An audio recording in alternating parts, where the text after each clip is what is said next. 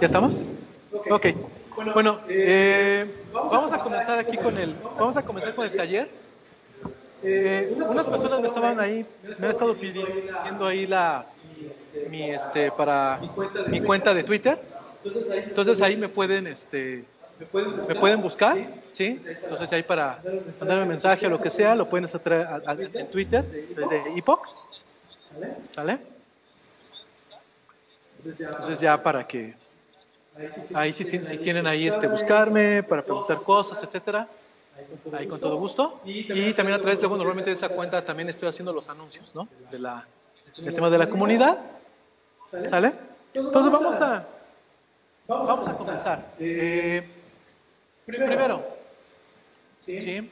Partiendo desde cero, aquí está la página del sitio de Elixir, donde pueden bajar la última versión, ¿no? Aquí viene especificada la que tenemos la versión 1.4, ¿sí? Y vienen ahí todos los pasos de la guía de cómo hacer la instalación, ¿sale? Entonces ahorita, en esa parte ahorita no voy a detener mucho. Parte ahorita de que lo tenemos instalado, ¿sí? ¿Cómo podemos estar checando? Ya lo tenemos, estamos con el IX, ¿sale? Entonces, voy a comenzar platicando. Normalmente en estos talleres en particular me gusta ir explicando ciertas cosas que normalmente luego no están en la documentación, o sí las hay, pero están de repente como que muy escondidas, ¿no? Y luego de repente nadie dice o nos explica exactamente qué son. Entonces, EX es el comando que nos permite correr directamente el shell, ¿sí? ¿Qué es lo que está sucediendo en este momento cuando ustedes escriben EX? Lo que está sucediendo es que está levantando la máquina virtual de Erlang, y una vez que ya está la máquina virtual de Erlang, lo que hace es que carga las bibliotecas estándares, etcétera, levanta la aplicación si es que existe y está definida, y despliega el shell, ¿sí? Entonces el shell ahorita está corriendo directamente sobre la máquina virtual, ¿sale? Así de simple. Ahora, de repente nos aparecen aquí un buen de cosas que luego nos preguntan de qué son y no tenemos ni idea. Primero, vamos a ir desmenuzando esto. Erlang OTP 19. ¿Qué significa eso? Vamos a ver que hay dos versionamientos de cuando estamos hablando de Erlang y de Elixir.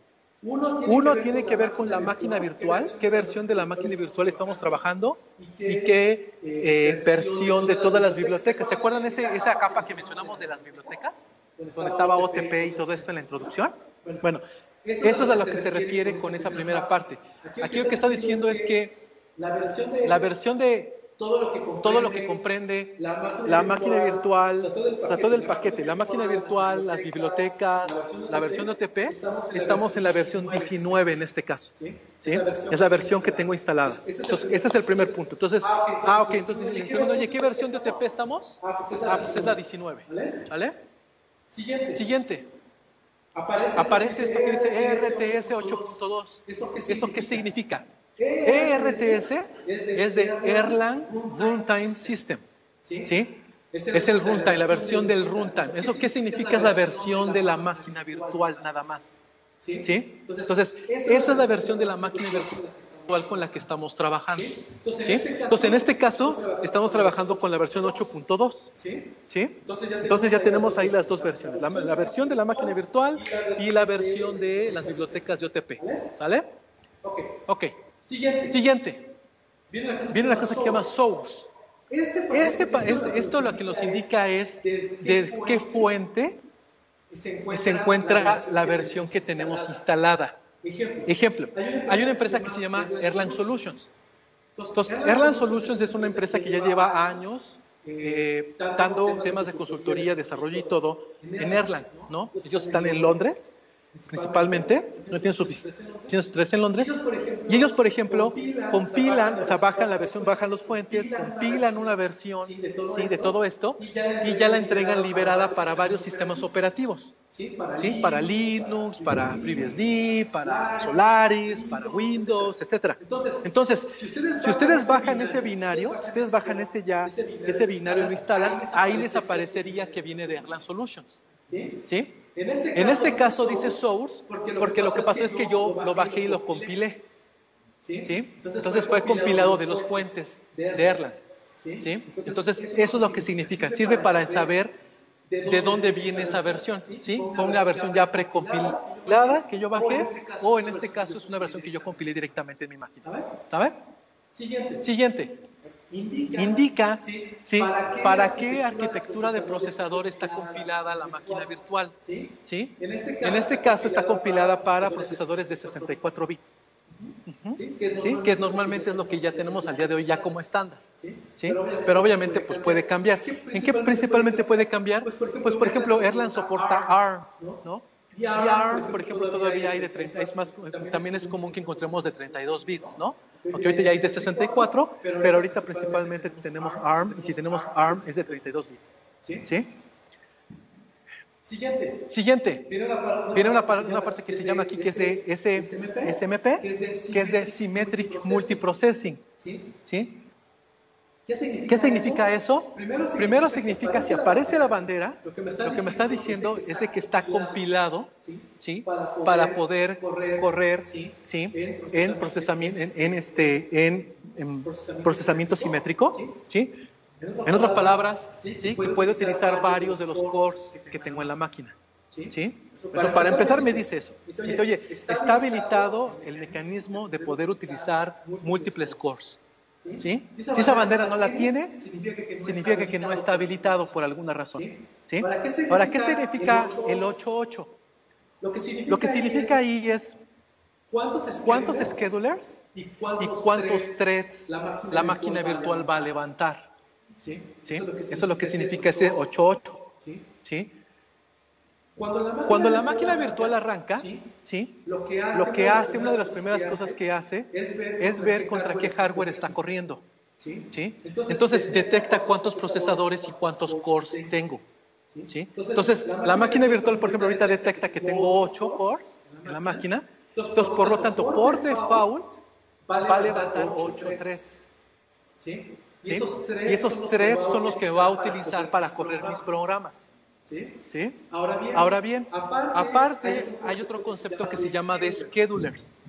¿Sí? Los schedulers son los responsables de administrar el tiempo de procesador. ¿Sí? Y la máquina virtual va a levantar un scheduler, levanta por cada thread. ¿Sí? Por cada thread que levantamos, vamos a tener ahí un scheduler. ¿Sí? Digamos, imagínense. Lo que me gusta decirle a la gente es que, y aprovechando que estamos hablando de bancos, ¿sí? Entonces imagínense que ustedes van a la sucursal de un banco, ¿sí? Entonces imagínense que llegan a la sucursal, ¿sí? Y lo que se encuentran es que en este caso hay 8 cajeros que pueden atenderlos, ¿sí? A los clientes. Entonces cada cliente es una tarea, te le voy a llamar así, es algo que se tiene que ejecutar, ¿sí? Entonces, imagínense que por cada persona que pueda atender cada cajero, hay una cola, ¿sí? Entonces, cuando ustedes llegan al banco, ¿sí? Llegan y entonces le dicen, por ejemplo, ya ven que llegan algunos y les dan su disquete, ¿no? Imagínense que aquí lo que les dicen es, oye, pues tú te formas a la cola 1, a la 2, a la 3, a la 4, ¿sí? Entonces ustedes que como actividad llegan y les dicen, mira, a ti te toca en la fila 4, ¿no? En el cajero 4. Entonces vas y te formas en la fila del cajero 4. ¿Sí? Y así, conforme van llegando esas tareas que se tienen que hacer, ¿sí? Lo que va haciendo la máquina virtual es distribuirla entre los cajeros. Esos cajeros son los schedulers. ¿Sí? Entonces cada scheduler tiene ciertas actividades que puede ir atendiendo. Y cada scheduler es un procesador. Entonces, por lo tanto, ese scheduler es el responsable de administrar el tiempo de ese procesador, ¿sí? O de ese core. ¿Sale? Entonces, eso es a lo que se refiere justamente con el SMP y 8.8. Ahora, en más detalle aquí dice exactamente cuántos threads está levantando. Ese número de threads, aquí son 10, ¿sí? Típicamente es el número de threads, el número de cores que detecté, en este caso son 8, más otros threads que utiliza para fines internos. Por eso aquí, por ejemplo, en este caso tengo 10. Puede variar, ¿sí? Lo que ustedes tienen, pero básicamente es lo que significa. O sea, tengo 8 threads para mis cores, para manejar cada uno asociado a un core, y luego tengo otros 2 para manejar cosas internas. ¿Sí? Por ejemplo, uno de ellos es donde está corriendo el colector de basura. ¿sí? Entonces el colector de basura está corriendo en otro thread, ¿sí? Y también hay otras actividades por ahí que necesitan su thread separado, ¿sí? Entonces por eso esos threads son threads del sistema operativo, ¿sí? Directamente. Y finalmente tengo una cosa que se llama aquí dtrace, ¿no? Que tengo aquí yo ahorita habilitado.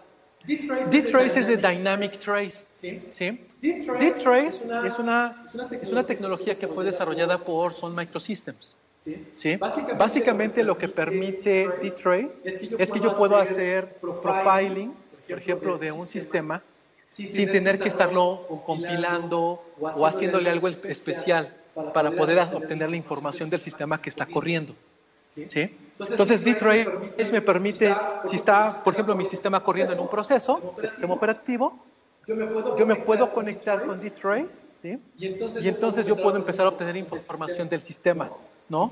Información, por ejemplo, de memoria, llamadas a funciones, etcétera, ¿sí? Entonces, aunque originalmente corría nada más en Solaris, ¿sí? Ahorita hay implementación de dtrace para OS X, ¿sí? Creo que para Linux también ya había ya había soporte, o sea, porque eso es a nivel del kernel, ¿sí? Se necesita soporte a nivel del kernel. Entonces, creo que Linux lo tiene, ¿sí? FreeBSD también ya tiene soporte para dtrace.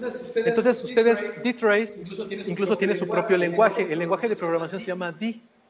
Entonces ustedes de hecho pueden hacer scripts, ¿sí? Con el lenguaje D y pueden hacer scripts del tipo, oye, quiero que te conectes a mi sistema, ¿sí? A las 3 de la mañana. Quiero que en ese momento habilites el poder estar monitoreando cuántas llamadas a esta función en especial y que me grabes qué parámetros está recibiendo, cuánto tiempo se tarda entre las llamadas, ¿sí? Y una vez que recuperes eso, hazme un muestreo de 5 minutos y una vez que termines el muestreo, ya te sales y me sacas la información. ¿Sí? O sea, ese tipo de cosas pueden hacer con dtrace sin que el sistema la tengan que modificar nada. Eso es lo más interesante. Y no solamente eso, está pensado para hacerlo en sistemas en producción. ¿Sí? Lo que significa que el overhead que genera es extremadamente pequeño. O sea, porque básicamente ese es el problema que tenemos casi con cualquier sistema de profiling. Si ustedes habilitan el mecanismo de profiling, o sea, normalmente ¿qué tienen que hacer? Compilarlo, ¿no? Típicamente compilan en un modo profiling, pero ustedes saben que normalmente eso no lo van a poner en producción, ¿sí? Porque básicamente va a alentar en general todo el sistema. ¿Sí? Entonces la ventaja de esto es que dinámicamente puedo conectarme, puedo recabar información y después volver a desconectar y el sistema sigue operando prácticamente a la misma velocidad. ¿Sale? Entonces, recomiendo que después por separado le echen un vistazo a eso. Créanme que vale mucho la pena. Hay un libro que es el oficial, que es así como un libro como de ese tamaño, grueso, ¿sí? Donde viene así todo lo que pueden hacer con dtrace. Es impresionante. Entonces, echen un vistazo. ¿Sale? Ok. Listo. Entonces con eso ya entendemos un poquito qué es cada cosa que me están mencionando ahí. Déjenme echarle un poquito para acá. ¿Sí? Bueno, faltaba ¿sí? De hecho, déjenme. Creo que. A ver. Creo que no está. Acá. Ok. Déjenme volverlo a arrancar para que se alcance a ver que esté hasta arriba otra vez. Ok, sí. Hay dos cosas que me faltan aquí mencionar. Okay. El cursor no lo alcanzo a ver. Bueno, ven, después de que lo que dice de asynthreads, aparece una palabra que dice hype. ¿Sí? Entonces, hype es lo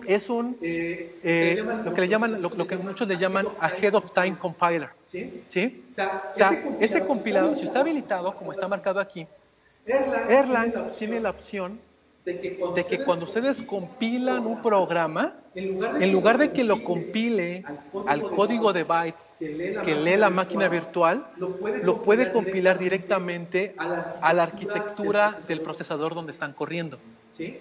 O sea, les genera, ya no les genera el código intermedio, sino que los compila directamente, por ejemplo, a x86. Entonces genera ya el código para x86. ¿Sí? Entonces es un mecanismo, digamos, como de optimización. ¿Sí? Entonces, en algunos casos para un programa puede ser, a veces sí puede darles beneficios, a veces no. Entonces, ahí tienen que hacer como que un benchmark, ustedes hacer una evaluación para ver si realmente tiene una ganancia o no. Y luego este de aquí, que es el kernel poll, que ahorita está como en false. Ese es yo creo de los más raros de los puntos que se mencionan acá. ¿Para qué sirve esa bandera? ¿Y por qué está apagada? Esta bandera, lo que está indicando es lo siguiente. Cuando la máquina virtual de Erlang se levanta, ¿sí? Y por ejemplo nosotros tenemos abiertos sockets, imagínense que estamos abriendo sockets para poder empezar a escuchar o para poder hacer conexiones. ¿Sí? Todos aquí ubican el concepto de sockets, ¿no? Socket básicamente lo que al final representa es simplemente una región en memoria, ¿sí? Reservada, donde justamente el sistema operativo está depositando lo que llega por la tarjeta de red. Y mis programas, mis procesos del sistema operativo tienen acceso a esa sección de memoria para poder leerla. ¿Sí? Entonces, cuando alguien está transmitiendo información y lo manda al socket, el sistema operativo capta esa información, la tiene en esa parte y el proceso pues puede ir a leerla, ¿no? Va y lee la información, ¿no? Los paquetes, ¿no? Puede ir leyendo la información que está ahí, ¿no? Obviamente hay mucho más detalle de eso, pero básicamente es lo que sucede. Ahora bien, imagínense ustedes que levantan su sistema, ¿sí? Y levantan 1.000.000 de conexiones. ¿Sí? Tienen 1.000.000 de conexiones abiertas. ¿Sí? Entonces tienen 1.000.000 de sockets. Básicamente tienen dos formas de poder recuperar la información que está llegando por el socket. ¿Sí? No hay más. Una es que yo voy y le pregunto, oye, ¿hay información en el socket? Que me diga sí. Ok. Entonces, leo la información. O que me diga no. O sea, está la conexión abierta, pero nadie ha mandado información. ¿No? Está ahí la conexión. Entonces, pues no hay nada. Entonces puedo estar preguntando, ¿no? Y si tengo 1.000.000 de conexiones, entonces lo que tengo que estar haciendo es preguntarle al 1.000.000 cada vez. ¿Sí? Entonces voy una por una, ¿no? Hasta que barro el 1.000.000 y me regreso otra vez, ¿no? ¿Sí? O sea, básicamente lo que estoy haciendo es un pool, ¿no? Estoy haciendo pool, ¿no? Estoy cada vez preguntando, oye, ¿hay información? ¿No hay información? Etcétera. ¿Sí? Ok.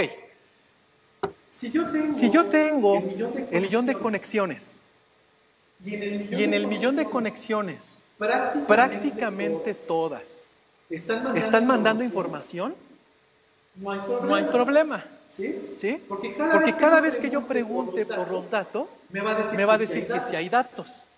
¿Estamos? No hay problema, ¿no? Voy y pregunto, oye, ¿tienes datos? Sí, gracias. Oye, ¿tienes datos? Sí. Entonces, no hay problema. Pero ¿qué pasa en el escenario donde yo tengo 1.000.000 de conexiones abiertas? Y por ejemplo, me voy a ir al extremo. Una solamente es que está transmitiendo datos.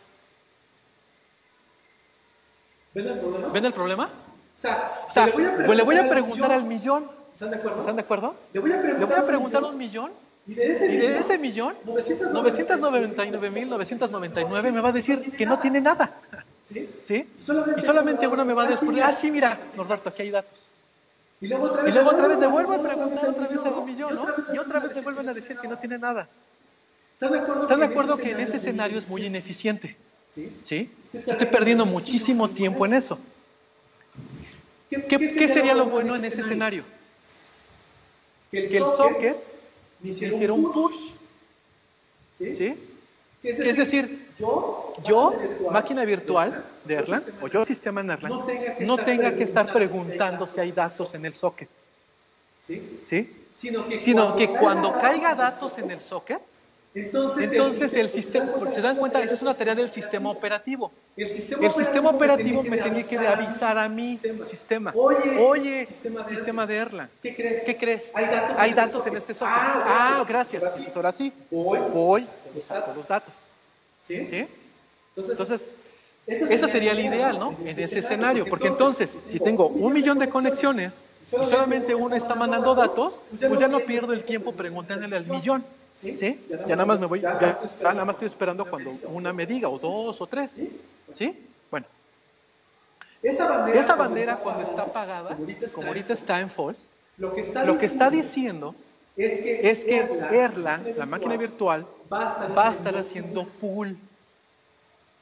¿Sí? Es decir, así como está ahorita, lo que va a hacer es que si tengo el millón, al millón le va a estar preguntando.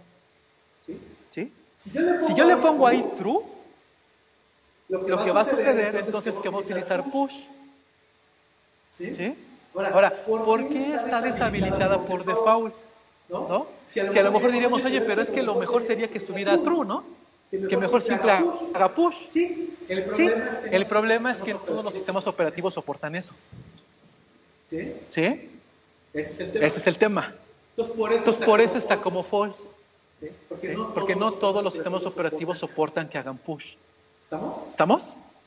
Entonces, mi recomendación aquí con este tema es que ustedes tienen que evaluar en su sistema, cuando tengan el tema de conexiones, evaluar justamente haciendo profiling, bueno, haciendo un profiling y haciendo benchmarks, ver si esa bandera les conviene que esté prendida o apagada. ¿Sí? La verdad es que dependiendo del sistema que tengan, sí puede hacer mucha diferencia en que la prendan o la apaguen. ¿Sí? Muchísima. ¿Sí? ¿Es transparente? Sí, esa es una ventaja. O sea, a ustedes en su código, nada, no cambia nada, ni una sola línea tienen que cambiar. ¿Sí? Eso nada más lo pasan como bandera a la máquina virtual cuando arranca. ¿Sí? Le pueden decir, quiero que esta me la pongas en true, me la pongas en false, y eso es todo. No tienen que hacer nada, ningún cambio.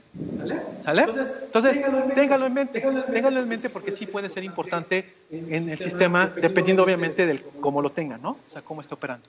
¿Vale? Ok, perfecto, ahora sí. Listo. Entonces ya tenemos esta parte, ¿no? ¿Vamos? Ok. Listo, ahora, siguiente paso. Siempre siguiente paso que es crítico para cualquiera que entra aquí por primera vez, es una vez que entré, es como carajo salgo. ¿Sí? Entonces, obviamente el salirse también es muy importante, ¿no? Vamos a ver que hay diferentes maneras. ¿Sí? Y el entender por qué hay diferentes maneras nos va a ayudar a entender cómo funciona Erlang. ¿Sí? Primera. Si yo lo que hago es darle control C, ¿sí? Ustedes hacen control C, les va a aparecer ese menú. ¿Sí? Lo mismo, ¿no? Lo ven y dicen abort, continue, bla, bla, bla, bla, bla, ¿no? Ok. Si yo le doy A de abort, ¿sí? Y le doy enter, me sale, me saca. ¿Sí? Entonces ya estoy ahí tranquilo otra vez, ¿no? Ok. Voy a regresarme aquí tantito otra vez. Le doy control C. Pocas veces en el manual encontramos, o más bien yo no encontré, o sea, así muy oscuro encontré, ¿qué pasa realmente cuando ustedes hacen control C? ¿Sí? ¿Qué sucede? Cuando ustedes están haciendo control C, es que están pausando la máquina virtual. Eso es bien importante que lo entiendan. ¿Qué significa eso? Significa lo siguiente. Imagínense que ahorita este sistema tiene otra vez el millón de usuarios conectados, ¿sí? Y está atendiendo peticiones, ¿no? La máquina virtual está entregando JSONs o HTMLs o lo que sea, ¿no? Y está mandando cosas. En el momento que ustedes dan control C, toda la máquina virtual se detiene, ¿sí? O sea, entra en pausa. Todas las conexiones, todos los procesos, todo lo que esté corriendo en la máquina virtual se detiene. Por ejemplo, entonces, ¿cómo se ve reflejado eso del lado del cliente? Supongamos que lo que estoy yo como cliente es un browser. Entonces, yo estoy en el browser y mandé cargar la página, ¿no? Entonces, en ese momento, cuando hice la petición, justo cuando me iba a mandarlo, alguien le dio control C. Entonces, yo a nivel del browser lo que voy a ver es que está en espera, ¿sí? Está espera de la respuesta. ¿sí? O sea, no corta las conexiones, o sea, no es que mate las conexiones o los sockets, simplemente deja de responder, ¿sí? Por lo tanto, es importante que entiendan que control C no jamás lo deben de hacer en un sistema en producción, ¿sí? Jamás, ¿sí? Es una cosa que tienen, ¿por qué? Porque están parando todo el sistema, ¿sí? Si yo le doy ahí continuo con la C, ¿sí? Entonces otra vez es como si le pusiera pausa y luego después otra vez le doy play, ¿sí? Ya le di ahí continuo y entonces ahora sí la máquina virtual veríamos cómo todos los clientes otra vez reciben las peticiones, o sea, ¿sí? Ya reciben respuesta y todo está otra vez normal, ¿sí? Entonces, ese es mi primer punto. Entonces, sí pueden hacer control C para poderse salir, pero deben de entender que están deteniendo esto. Entonces, esto jamás lo hacen en producción, ¿sí? Esto sí lo pueden hacer cuando están desarrollando, ¿no? Estamos en nuestra máquina, pues obviamente somos nosotros los que nada más estamos sobre eso y no pasa nada, ¿sí? Si yo le doy control C, también si le vuelvo a dar control C, también se sale, ¿sí? Entonces puede ser control C, A, enter, cualquiera de las dos me estoy saliendo, ¿sale? Entonces, vamos hasta ahí, ¿sale? Entonces, ¿por qué? ¿Por qué comento esto? Porque ahí aquí lo comentan, ¿no? Como la primera opción, ¿sí? Ahí les dice, ¿no? Control C para salirse, ¿no? Pero pues, obviamente, pues eso está bien en desarrollo, pero lo he visto luego que piensan que eso es así como general y pues no. Entonces no va por ahí. Siguiente, ¿sí? Hay un comando que se llama control G, ¿sí? Entonces, si ustedes le dan control G, les va a aparecer esto que dice user switch command, ¿sí? Si le dan H, les va a aparecer esta lista de opciones, ¿sí? Dice C, dice connect to job, I, interrupt job, K, kill job, J, list all jobs, shell, bla, bla, bla, ¿sí? Saque esa lista. Y viene también hasta abajo, dice quit, ¿no? Viene la Q ahí. Entonces igual, si le doy Q, se sale, ¿sí? Ahora, voy a volver a entrar, ¿sí? Le doy control G. ¿Cuál es la diferencia de control G con control C? ¿Sí? Cuando ustedes dan control G, no están pausando la máquina virtual. Es la primera gran diferencia, ¿sí? Entonces, la máquina virtual no está pausada, ¿sí? Entonces, si ustedes le dan control G y entran a este menú, todo el tiempo está ahí. Si hay usuarios conectados y están pidiendo cosas, la máquina virtual sigue despachando, como si nada. No pasa nada, no hay, todo normal, ¿sí? Ahora bien, voy a dar aquí H para ver el menú. Y vemos varias cosas. Por ejemplo, vamos a darle al J, ¿sí? La opción de J, ¿sí? Y cuando le doy J, ahí aparece un número, dice 1, asterisco, ¿sí? Y vienen ahí varias cosas bien raras, ¿no? Que ahorita no vamos a ver, ¿sí? ¿Qué es eso? ¿Qué es eso de los jobs? ¿Qué significa? Fíjense, la máquina virtual, ¿se acuerdan ahorita en la introducción que les comentaba que Erlang yo lo puedo instalar directamente sobre un hypervisor, ¿sí? Que no necesita tener instalado Linux, ¿no? O FreeBSD o OS 10, ¿sí? ¿Por qué es eso? ¿Sí? La razón principal es que tenemos que recordar de dónde viene Erlang, otra vez. Recordemos que Erlang nació como un sistema que iba a ser instalado o que se instala en los switches. Un switch, ¿sí? Estamos hablando de los 80s, no tenía Windows, ni Linux, ni un Windows instalado, ¿sí? O sea, básicamente Erlang, ¿sí? Desde el inicio, estuvo pensado para estar corriendo directamente sobre el hardware, ¿sí? Sin tener un sistema operativo abajo, ¿sí? Por lo tanto, Erlang, ¿sí? bien importante que recuerden esto. Erlang, la máquina virtual, cubre muchas de las cosas que un sistema operativo normalmente hace. ¿Sí? Muchas de las funciones que nosotros asociamos con un sistema operativo las hace Erlang. ¿Sí? ¿Por qué? Pues porque originalmente no partía de que hubiera un sistema operativo. ¿Sí?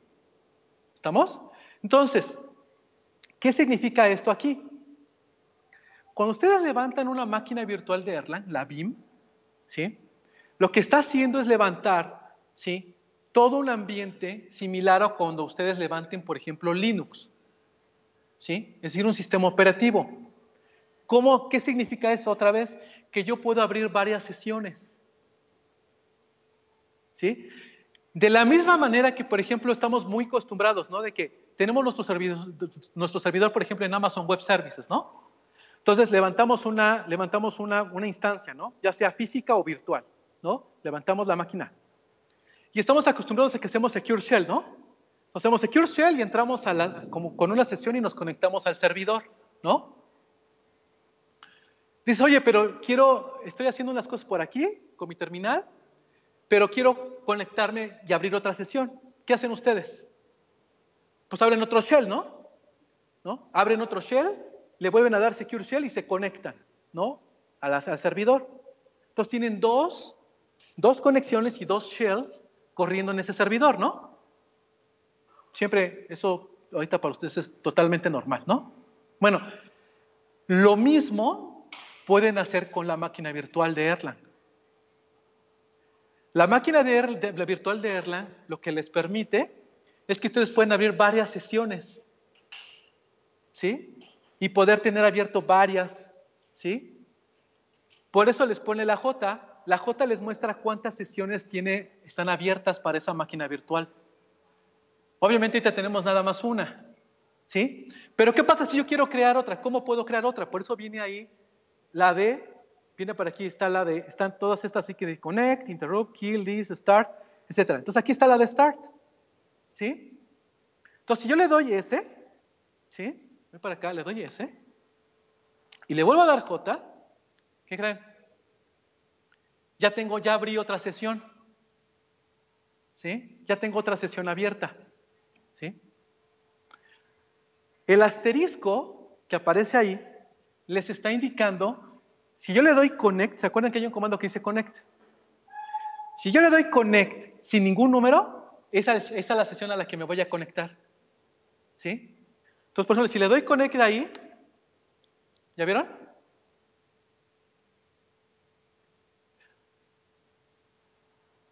Vean aquí, hay una diferencia. El shell que me está abriendo, ¿sí? Es un shell, pero de Erlang, no de Elixir. Entonces, por ejemplo, aquí, si yo quiero hacer, por ejemplo, 3 más 4, si le doy ahí Enter no va a servir, porque Erlang necesita en su sintaxis, ¿qué? Un punto. Entonces, si yo le doy ahí, pues ya me lo da, ¿sí? Este es un shell, ¿sí? Si yo le doy Control G otra vez, Jobs, me quiero pasar a la otra sesión, le doy Connect 1, ¿sí? ¿Y qué creen? Ahora estoy en el shell de Elixir, ¿sí? ¿Cuál podría ser la comparación entre lo que ustedes han hecho siempre con Unix y esto? ¿Están de acuerdo que ustedes pueden abrir sesiones, pero ustedes pueden escoger qué shell quieren, ¿no? ¿Quieren Bash? ¿Quieren TC Shell? ¿Quieren Corn Shell? Ahorita ya no sé muchos quién usan Corn Shell, pero bueno, puede haber por ahí alguien retro que le encante, que le guste usar Corn Shell o Bash, ¿no? Y ustedes pueden elegir cuál quieren, ¿no? Pueden usar el shell que ustedes quieran. Lo pueden configurar, ¿sí? Y están de acuerdo que cada shell tiene su propia sintaxis para los comandos. Bueno, imagínense que es lo mismo aquí, ¿sí? Ahorita yo ya tengo abierto un shell que tiene como lenguaje de shell Erlang normalito, y otro shell que es que es Elixir. ¿Cómo sé que es Elixir? Porque si yo pongo lo mismo, 3 más 4, no necesito poner el punto y me va a responder. ¿Sí? Entonces, yo puedo abrir cuantas sesiones quiera. ¿sí? No hay un límite. Entonces yo puedo estar abriendo sesiones y sesiones, ¿sí?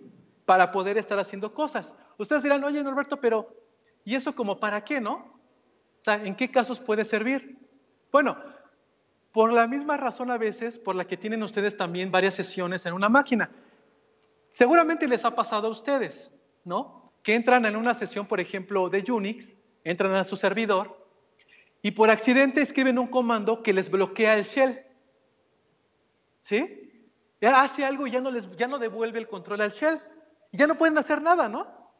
Entonces, pues obviamente ahí, bueno, si no saben Unix, pues obviamente su única opción es ¿qué? Pues se van y le pagan, le dan reset al server, ¿no? ¿Sí? ¿Sí? Entonces, pues van, le tienen que dar ahí, ¿no? Para que recuperen ese, ¿no?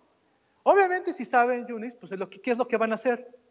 Pues abren otra sesión, ¿no? Abren otra sesión para conectarse y desde ahí, ¿qué pueden hacer? Pueden matar el proceso que está corriendo, que está bloqueando el otro shell y lo desbloquean. ¿Qué creen? ¿Qué pueden hacer aquí? Lo mismo. ¿Sí? Van a poder hacer exactamente lo mismo. Va a haber casos, ¿sí? Y lo vamos a ir haciendo conforme vayamos avanzando en este taller, ¿sí? Donde a lo mejor hacemos algo aquí que bloquee nuestro shell y se quede ahí, ¿no? Entonces, si no sabemos esto, pues lo único que nos queda sería que, pues control C, ¿no? Para volver otra vez a levantar, matar esto y volver a levantar.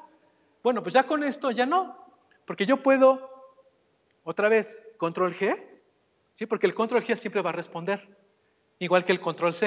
Entonces le doy control G, me paso al menú, levanto otra sesión de shell, ¿sí? Entro a esa sesión de shell y desde ahí voy a poder desbloquear el otro shell, ¿sí? O si de plano no me importa, pues lo mato el otro shell.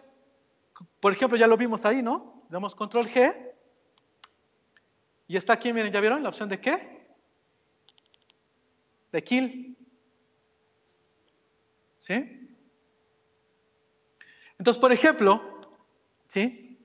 Me voy para acá, le doy jobs.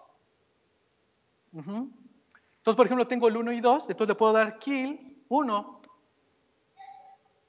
Le puedo dar jobs, ¿sí? Y ya no está. ¿Sí? El que maté ahorita fue el de Elixir. ¿Sí? Entonces ahorita ya le doy connect, ¿no? Pues ahorita ya no me va a marcar nada, le doy connect 2, ya estoy. ¿Sí? ¿Sale? ¿Dudas hasta aquí? ¿Comentarios?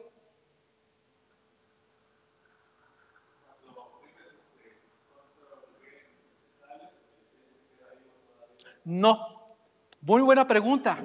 Dices, oye Norberto, ¿qué pasa? ¿Qué otra diferencia hay entre el control C y el control G? ¿Sí?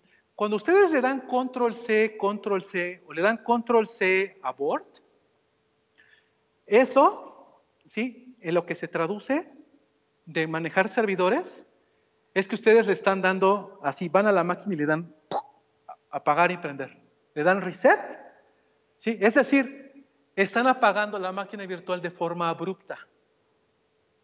¿Sí? O es como si fueran van y le desconectan, ¿no? Desconectan al servidor, ¿no? Eso es lo que está pasando. O sea, no están dando chance, ¿sí? De que el sistema se pueda, ¿qué? Pueda bajar correctamente. ¿Sí? Ya ven que hay en el sistema operativo normalmente, si ustedes quieren dar de baja el servidor, típicamente utilizan un comando, por ejemplo, como de shutdown. ¿Sí? El comando de shutdown en un servidor, ¿sí? Bueno, obviamente depende, pero bueno, comando en general, tenemos el shutdown. ¿Qué es lo que hace? Si yo entro a un servidor y escribo shutdown, ¿sí? Le digo, oye, quiero que des de baja, ¿qué es lo que hace el sistema operativo? El sistema operativo le manda una señalización a todos los procesos que están corriendo en el servidor. ¿Y qué les dice con la señalización? Les dice, en pocas palabras dice, a ver, todos, ¿sí? A ver, ya se acabó la fiesta, ¿sí? Entonces, si todavía tienen una cuba ahí, o el sándwich, o la botana, y todavía no se la han comido, ¿sí? Pues acábensela porque esto ya se cerró, ¿sí? Y hay cierto tiempo, ¿no? Entonces, yo a todos los procesos les digo, a ver, aguas, esto ya se va a acabar. Entonces, apague, o sea, muéranse ustedes solitos. Apáguense bien. Si estás a la mitad de algo, ciérralo para que entonces, cuando yo apague esto, no quede nada de forma inconsistente. ¿Estamos? Cierra si tienes conexiones a base de datos, cierra las conexiones. Si tienes sockets, cierra los sockets. Si tienes, ¿sí? Para que entonces cuando yo apague, todo esté en orden. ¿Sí? Eso es lo que pasa con el control G y que le des quit. ¿Sí? Entonces el quit, lo que aparte hace es que manda esa señalización. ¿Sí? Entonces les dice, oigan, esto se va a acabar, doy chance un poquito para que todo el mundo acabe lo que esté haciendo y cierro. ¿Sí? ¿Sí? Entonces, eso es lo que pasa cuando ejecutas el control G y le das quit. ¿Sale? Entonces también es, ahora, otra vez, cuando estén en producción, la realidad es que pocas veces van a usar eso. ¿Sí? También. ¿Sí? ¿Por qué? Porque normalmente ustedes van a utilizar el mecanismo de release. Y en el mecanismo de release hay un comando que permite hacer eso, para apagar todo el sistema. ¿Sí? Pero también es importante entenderlo porque eso me va a permitir cuando yo tengo, por ejemplo, un clúster. ¿Sí? Y que entonces todo se baje de forma adecuada. ¿Sale? ¿Ah? Entonces, cuando veamos la parte de release, cuando generemos releases, vamos a ver eso. ¿Sí? También igual que otro comando tenemos para poder hacer esa parte. ¿Vale? Normalmente yo solo utilizo, pero le pongo un nombre. Entonces, pues ya se queda conectadas en el background. A ver si yo necesito conectarlas para ejecutar una función, porque eso todavía no tiene una interfaz. Entonces lo que hago es que creo un nuevo shell y digo que se conecte a ese otro. Y ahora lo que tengo que hacer es conecto a este nuevo y aquí me lo. Sí, de hecho, si se dan cuenta aquí en el menú, aparte de crear el shell, ven este comando de aquí, dice Remote Shell. Ese Remote Shell lo que les permite es hacer eso. Imagínense que tienen su servidor, ¿no? En Amazon Web Services. ¿Sí? El shell serviría solamente si ustedes ya entran, o sea, si están adentro de la máquina virtual y ahí crean un shell. ¿Sí? Porque es local. ¿Sí? Pero ¿qué pasa si yo quiero desde mi máquina aquí, poder abrir esa sesión? ¿Sí? Hacia el servidor que está en Amazon Web Services. Lo puedo hacer con el R.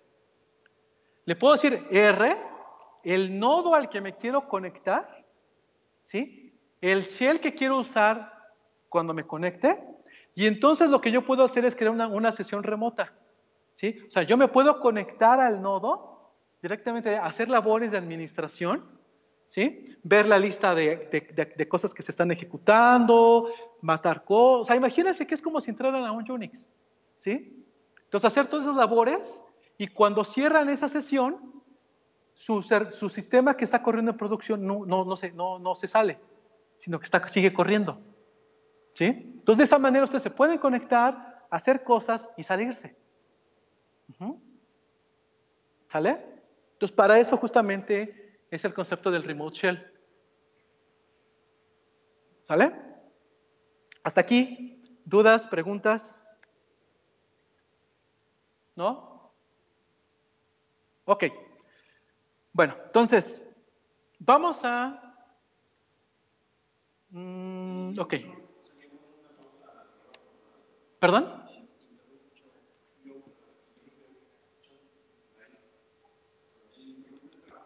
Ajá. ¿Qué? Ajá. Sí, exactamente. O sea, tú puedes detener eso y meterlo como pausa. ¿Sí? También tienes esa opción. Ok, me voy a Voy a salir otra vez. Voy a volver a empezar de aquí desde cero. ¿Sí? Y entro acá. Ahora, ¿qué otros comandos necesitan para ustedes ya que ustedes por su cuenta empiecen a explorar esto? ¿Sí? Un comando que también se menciona ahí, que es importante, es la H, que es la ayuda. ¿Sí? Entonces, con la ayuda, ¿sí? Ustedes pueden, ¿sí? Si le dan nada más H, ¿sí? Les va a poner aquí justamente que viene toda la documentación. Toda la documentación ahí la tienen disponible. ¿Sí? Entonces es bastante cómoda para poder ustedes empiecen a ver qué cosas hay. Por ejemplo, ¿sabes que yo no sé nada de este tema? No estoy entrando, ¿no? Pero lo que quiero es hacer operaciones con cadenas, ¿no? Porque pues, como que pues, es lo que normal, ¿no? O sea, casi siempre uso cosas con cadenas, ¿no? Entonces, ¿qué puedo hacer? Pues puedo hacer help, ¿sí?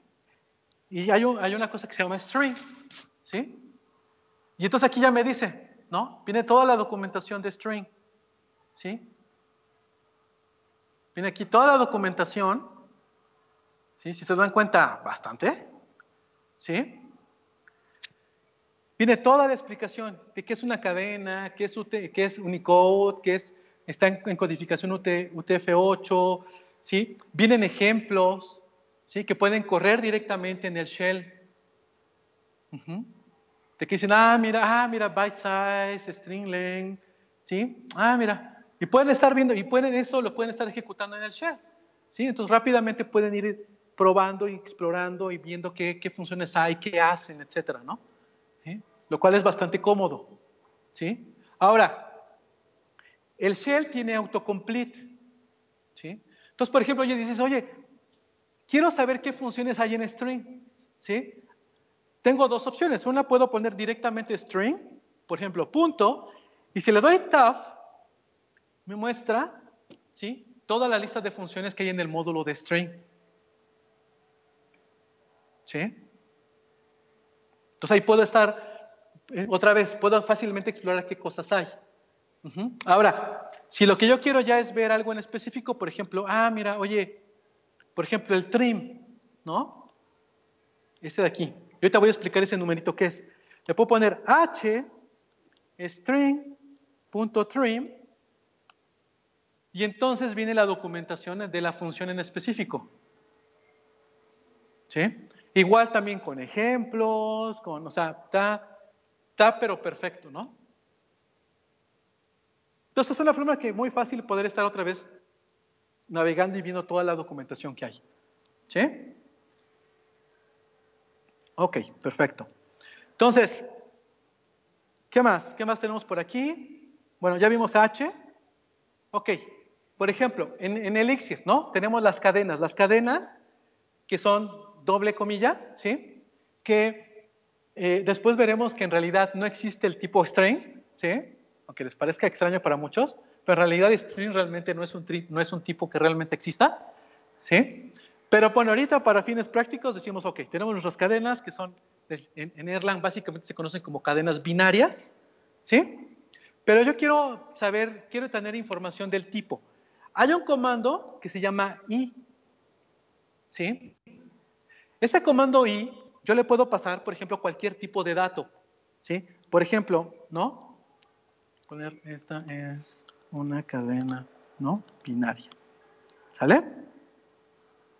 Cierro. ¿Sí? Y de forma muy interesante, o sea, la i es de inspect, ¿sí?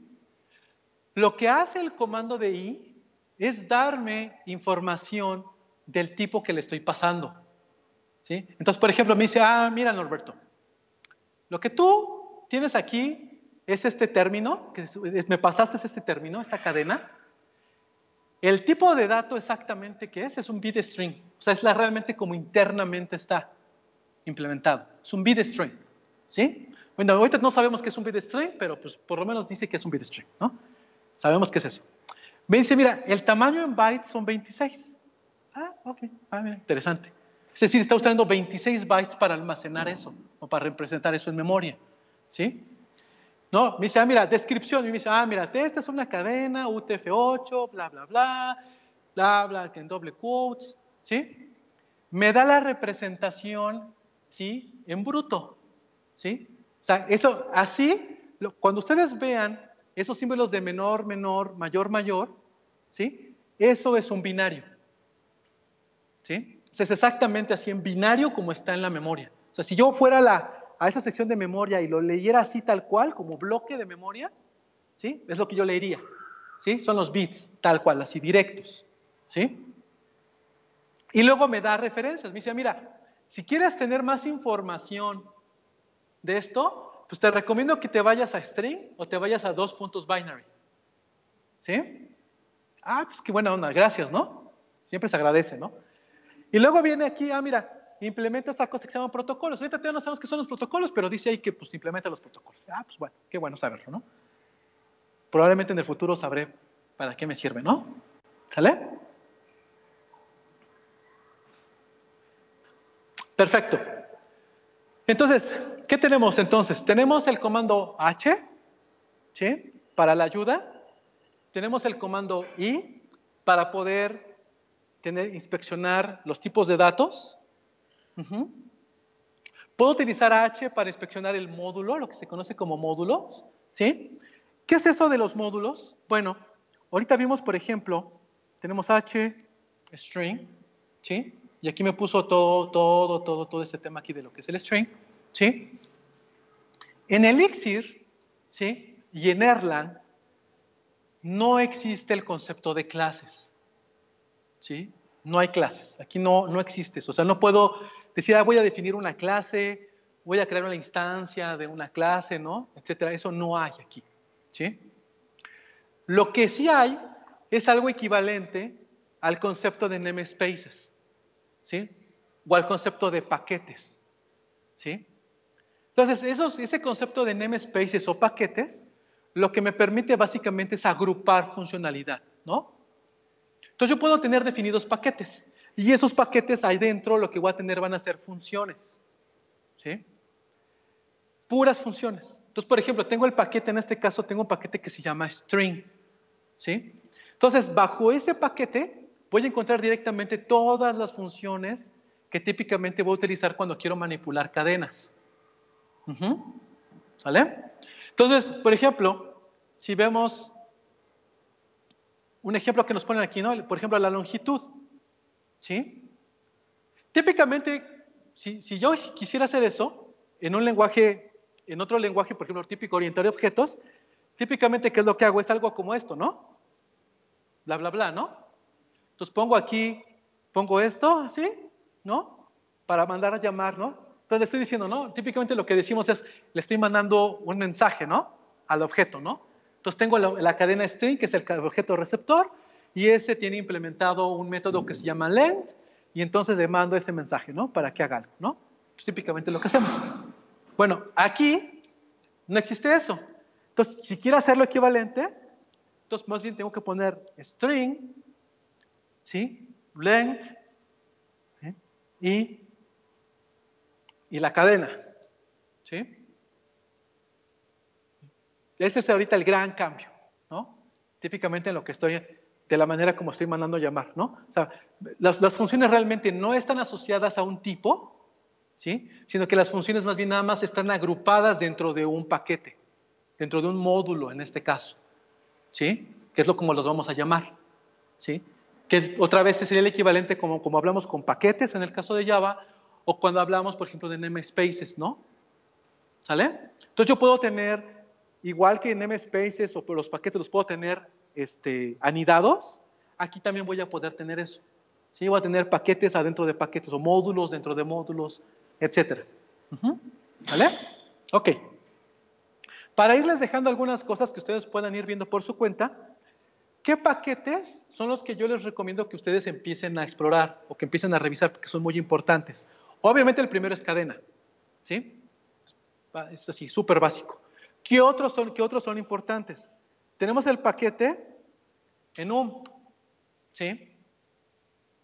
El paquete enum me va a poder permitir trabajar sobre colecciones, ¿sí? ¿Se acuerdan cuando comentaba en la introducción de que en Erlang y en Elixir no existen, ¿sí? sintaxis para directivas de control, ¿sí? En el sentido de, por ejemplo, ciclos, ¿no? Whiles, fors, ¿sí? No existen esas, ¿no? Oye, pero entonces, por ejemplo, dicen, oye, pero entonces, ¿cómo puedo yo iterar por una colección, no? ¿Qué pasa cuando yo quiero, por ejemplo, ir barriendo una colección? Pues, ¿cómo le hago si no tengo un for, no? ¿Cómo le hago si no tengo un while? Bueno, para eso vamos a tener operaciones, funciones, que están, por ejemplo, en el paquete de num, ¿sí?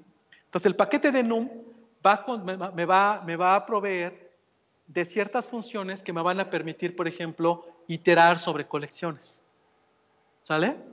Entonces, por eso es importante que conozcan este paquete, ¿sí? Entonces, igual le pueden dar h espacio enum y ahí van a ver ejemplos y toda la documentación para poder trabajar con enum, ¿no?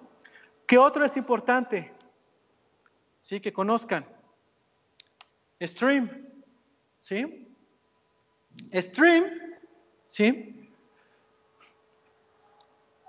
Al igual que enum, es un paquete que les va a permitir a ustedes también trabajar con colecciones, pero, ¿sí? A diferencia de enum, stream, ¿sí? Se dice que es lazy. ¿Qué es eso de lazy? ¿Sí? Fíjense, un ejemplo. Existe una función aquí ¿sí? Que se llama file, ¿sí? Ya está read, ¿no? Dice read. Y yo aquí puedo poner ruta a un archivo, ¿no? ¿Sí? ¿Sale? ¿Qué va a pasar ahí? ¿Sí? Si yo ejecuto file.read, ¿sí? Si ese archivo mide 10 gigas, lo que va a hacer el file read es que va a subir los 10 gigas a memoria. ¿Sí? Lo cual normalmente no va a ser muy bueno. ¿Sí? ¿Sale? Se dice que justamente este tipo de funciones se conocen como eagers. ¿Sí? Es decir, cuando ejecuto la función, hace todo. ¿Sí? Lo hace en ese momento. Y en este caso, lo que es leer, va a leer todo. Bueno, hay una función similar, pero con stream. ¿Sí? Entonces, cuando yo utilizo stream, ¿sí? Lo que va a suceder es que le voy a poner stream, leer el archivo, y en lugar de que me lea los 10 gigas en memoria, las cargue en RAM, ¿sí? No lo va a hacer, ¿sí? Sino que simplemente conforme yo vaya pidiendo que voy leyendo ciertas partes del archivo, eso es lo que realmente va a ir subiendo poco a poco a memoria. Por eso se dice que esa función es lazy. Entonces, esa es básicamente un poquito la diferencia entre que tenga yo las funciones eagers o tenga funciones lazy. Entonces, stream, ¿sí? También igual es importante que ustedes la conozcan. Entonces, por ejemplo, vamos a ver stream, ¿sí? Vamos a ver qué otras funciones tenemos aquí en stream. ¿Sí? Y, por ejemplo, para pasarme a la parte, ven, bueno, aquí están todas, hay un buen de funciones, aquí cosas que se hacen, pero si se dan cuenta, todas esas funciones tienen una diagonal y luego tienen un número. ¿Sí? ¿Qué significa el número? ¿Sí? El número lo que significa, ¿sí? Es cuántos parámetros recibe la función. Entonces, por ejemplo, en el caso de, por ejemplo, no sé, con cat, vemos que recibe 2, ¿sí? Pero también hay un concat que recibe 1, ¿ya vieron? ¿Sí? Entonces tenemos dos funciones, ¿sí? Concat con un parámetro, concat con 2 parámetros, ¿sí? O tenemos scan que recibe 3, ¿sí? También scan que recibe 2, o zip también que es 1 y 2. Entonces ahora ya el detalle pues lo van a poder ver con la ayuda, ¿sí? Y van a ver justamente qué es lo que recibe en ese parámetro, 2 o 3 parámetros. Eso se conoce también como la cardinalidad de la función, ¿sí? ¿Cuántos parámetros tiene? ¿Vale? Entonces, es importante porque para Erlang y para Elixir, la cardinalidad es parte del nombre de la función. ¿Sí? Entonces, por eso es que vemos ahí que son dos, por ejemplo, en el caso de concat, ¿no? O el scan, ¿sí? Son dos funciones diferentes porque aunque se llamen igual, reciben número de parámetros diferente. Una con 3 y una con 2. ¿Sí? Por lo tanto, para Erlang son dos funciones independientes. ¿Vale? Sí. Sí.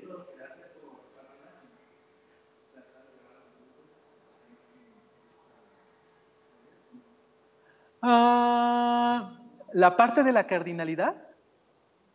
La parte de cardinalidad. Digamos que la respuesta sería no. O sea, la cardinalidad no está directamente ligada con el tema de pattern matching. ¿Sí? Más bien vamos a ver después que podemos tener funciones, ¿sí? Que lo que se le conoce con diferentes cuerpos, ¿sí? Es decir, vamos a poder tener la definición de la función, ¿sí? Dividida en varias partes, ¿sí? Y vamos a poder resolver cuál vamos a mandar llamar a través de pattern matching, ¿sí? Pero el pattern matching va más ligado al tema, ¿sí? De el parámetro, ¿sí? De cómo quiero empatar el parámetro, pero no tiene que ver con la cardinalidad, ¿sí? No tiene que ver con la cardinalidad, ¿no? Pattern matching lo vamos a aplicar contra el parámetro, ¿sí? Entonces, vamos a ver que vamos a tener, como digo, una función va a tener varios cuerpos, ahorita va a sonar raro eso, tenemos varios cuerpos, ¿y cómo voy a saber qué cuerpo voy a mandar llamar? ¿Sí? Va a ser a través de pattern matching, ¿sí?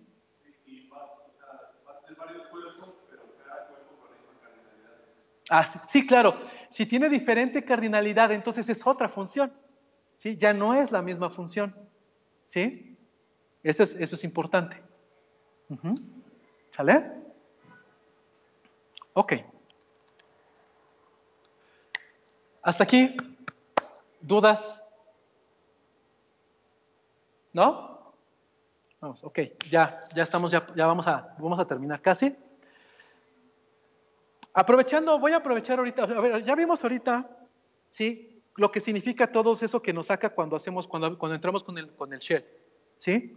Ya vimos cómo podemos entrar, cómo podemos salir, cómo podemos abrir nuevas sesiones con el shell y cómo pueden empezar a explorar ustedes por su cuenta, ¿no? Con la ayuda del H, con la ayuda del I y con la ayuda del autocomplete, ¿sí? Entonces ya con todo eso ahorita ya ustedes deberían ya sentirse un poquito cómodos para por su cuenta empezar a hacer algunas cosas, ¿sale?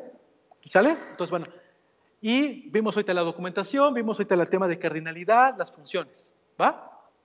Bueno, entonces vamos a cerrar la sesión de hoy, ¿sí? Con el concepto ahorita que acaban de mencionar, ahorita empezar a tocar el tema de pattern matching, ¿sí? O sea, ¿qué es eso, no? Pattern matching lo vamos a ir viendo poco a poco, porque tiene muchas cosas, ¿sí? Pero el primer caso importante, por ejemplo, tengo una variable, ¿sí? Y yo, por ejemplo, hago esto. ¿Sale?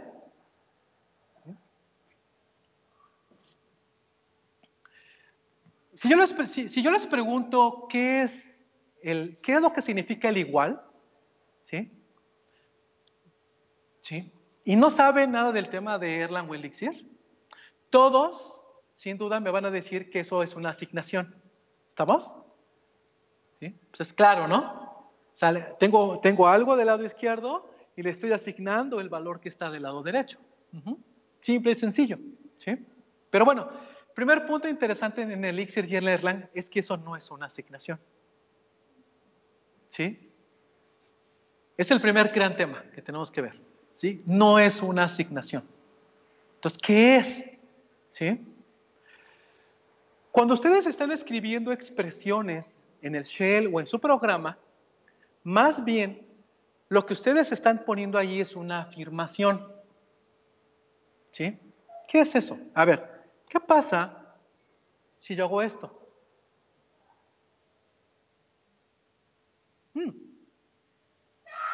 ¿Sí? No marcó error, ¿no? ¿Sí? Si fuera una asignación, ¿están de acuerdo que eso hubiera fallado?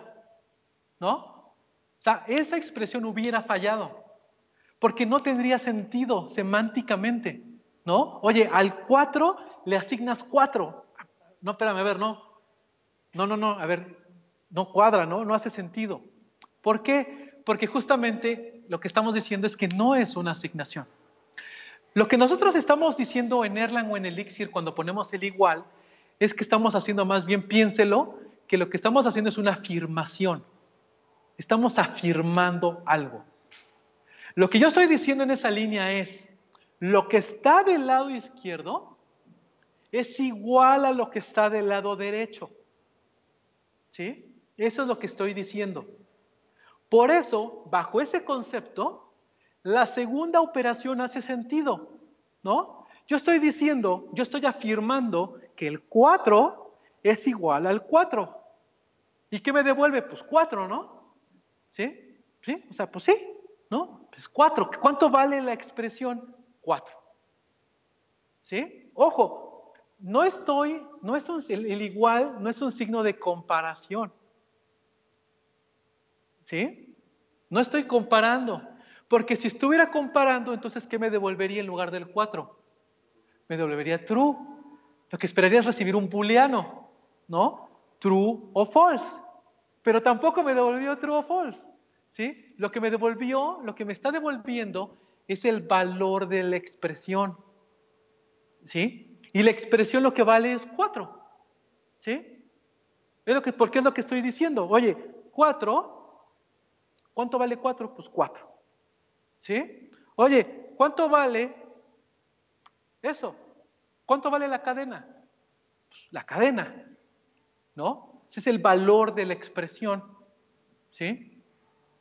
Por eso, cuando yo pongo otra vez esto, 4, ¿sí? Con 4, ¿sí? Lo que yo estoy diciendo justamente es lo que se conoce como pattern matching, ¿sí? Lo que va a tratar de hacer, tiene un motor, o sea, la máquina virtual tiene como un motorcito, que dice, a ver, yo te estoy diciendo, Erlang, que lo que está a la izquierda es igual de lo de la derecha. Entonces, ¿qué va a tratar de hacer Erlang? Lo que va a tratar de hacer en la máquina virtual es tratar de que sí se cumpla esa sentencia. ¿Sí? Va a tratar de hacerlo. ¿Sí? Entonces, por ejemplo, tengo variable 2. ¿Y qué me dice? ¿No? Error, ¿no? Warning.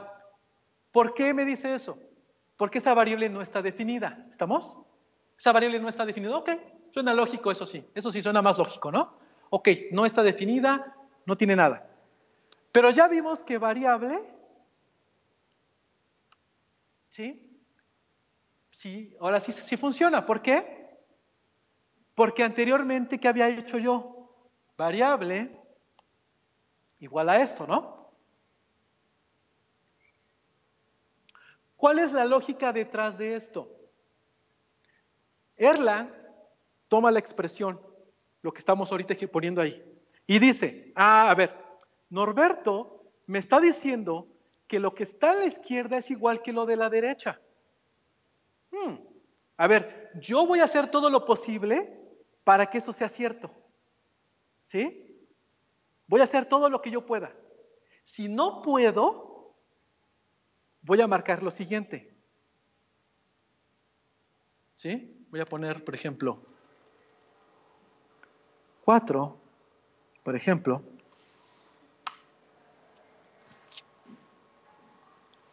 ¿Qué pasó ahí?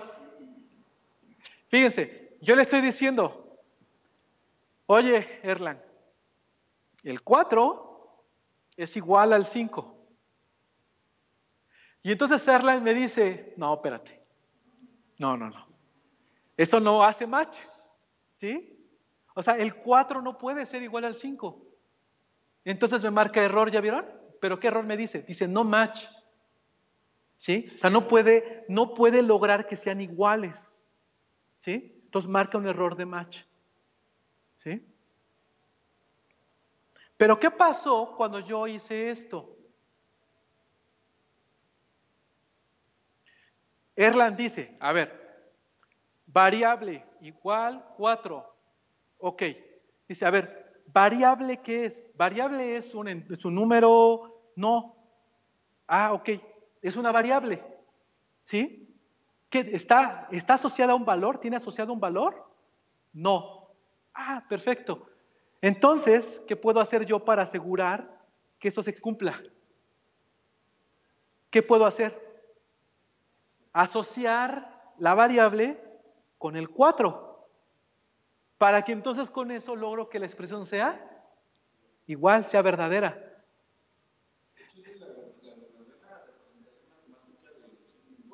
Así es. No es una asignación, exactamente. O sea, de hecho, hablando en estos términos, si se dan cuenta, si ustedes recuerdan sus clases de matemáticas, eso es lo que exactamente significa el signo de igual. El signo de igual en matemáticas no es una asignación. El signo de igual en matemáticas es una aseveración. Yo estoy diciendo que la expresión matemática que está a la izquierda es igual a la de la derecha, ¿no? Incluso todo lo que tiene que ver con temas justamente de hacer pruebas, de hacer una validación y hacer o sea, validar teoremas y todas esas cosas, tiene que ver con ese concepto. Entonces, en realidad, Erlang está utilizando ese concepto de igualdad, ¿sí? O sea, realmente yo estoy afirmando cosas, ¿sí? Entonces, en este caso, funciona, ¿sí? Ahora, ya para terminar, con eso termino, ¿sí? En Erlang, no en Elixir, si yo quisiera hacer esto, variable ahorita cuánto tiene asociado? 4, ¿no? Si yo en Erlang, ojo, en Erlang yo quisiera hacer esto, Erlang marcaría un error. ¿Sí? Erlang, el lenguaje. ¿Por qué? Porque Erlang, ¿sí? Por default, ¿sí? Lo que hace es que no permite volver a asociar un valor a una variable. En el momento que ustedes asignan el valor a una variable, la variable se queda ya con ese valor para siempre. ¿Sí? Eso es en Erlang. ¿Sí? Si ahorita abro un shell de Erlang, va a pasar eso. ¿Sí? Pero en Elixir no. ¿Sí? En Elixir, si ahora le puedo poner, ahora le pongo variable, ahora me dice que 5. ¿Sí? Mucha gente confunde eso diciendo de que Erlang, o en Elixir, perdón, sí soporta mutabilidad. ¿Sí? Lo he visto varias veces en los foros y varias veces la gente se confunde y dice, entonces el Elixir sí permite que muten las cosas.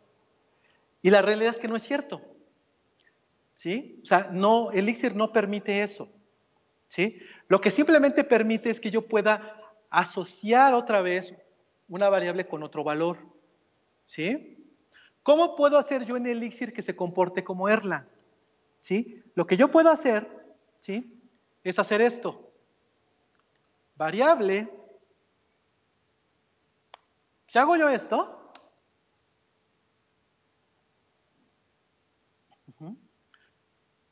me marca un error. Ahora sí. ¿Por qué? ¿Qué es lo que estoy diciendo con eso? Lo que yo estoy diciéndole a Erlang es, a ver, variable ya tiene un valor. Entonces quiero que respetes ese valor. No quiero que lo vuelvas a asociar. ¿Sí?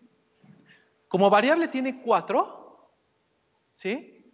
Entonces cuando lo comparo con 6, variable ya está fijo ahora sí. ¿Sí? Es como le pusieron un pin. ¿Sí? Y ya no lo puedes, ahora sí ya no lo puedes mover. Entonces como ya no lo puede mover y tiene 4, cuando yo le digo esto es igual a 6, entonces marca el error de match. ¿Sí? Y dice, no, pues no hay forma. ¿Sí? No, esto es un error. ¿Sí? No hace match. ¿Sí? Uno y otro. ¿Sale? ¿Qué pasaría si en nivel la mutabilidad de la variable? ¿Qué pasa?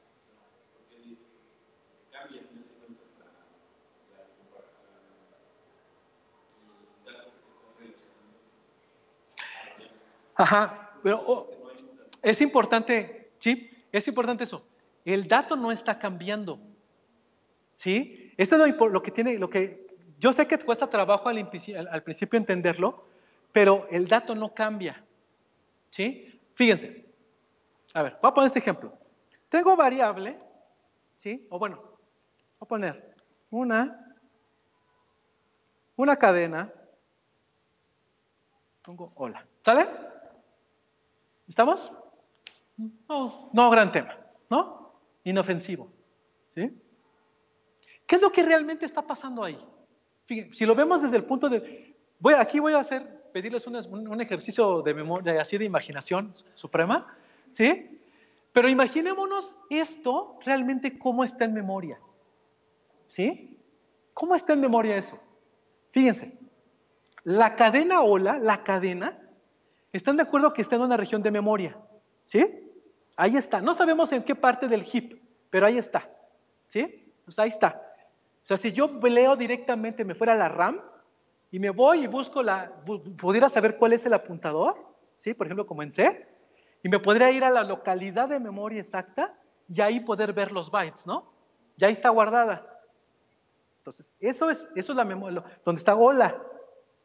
Pero pregunta, una cadena, esa es una variable, ¿no? ¿Esa dónde está?